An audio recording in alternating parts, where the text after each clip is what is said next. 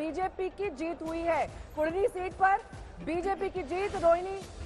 रोहित सिंह मेरे सहयोगी इस वक्त तमाम जानकारी के साथ जुड़ रहे हैं। रोहित, क्या जानकारी मिल रही है सीट के बारे में? बीजेपी किस तरीके से वहां पर सामने आ रही है?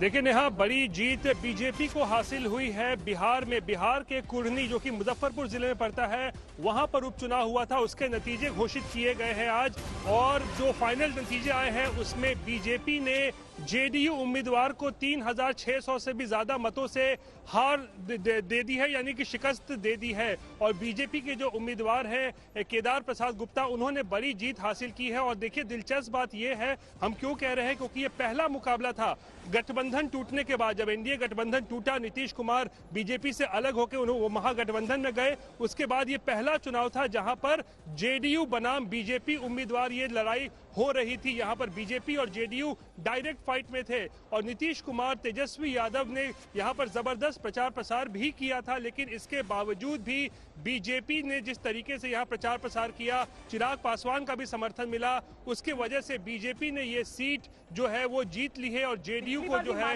यहाँ पर मुंह की खानी पड़ी है। लेकिन वाकई मतलब वो जो कैंडिडेट जिस तरीके से डिस्क्वालीफाई यहाँ के हुए, जिस वजह से बाइपोल यहाँ पर कराना पड़ा, लेकिन इस नतीजे को उस हिसाब से स्वीकारा जाएगा या नहीं? अव्वल। दूसरा ये कि क्या मार्जिन ऑफ विक्ट्री बड़ा है इस बार? पिछली बार मुश्किल से मुझे लगता है 700 वोट्स के आसपास से जीत हुई थी।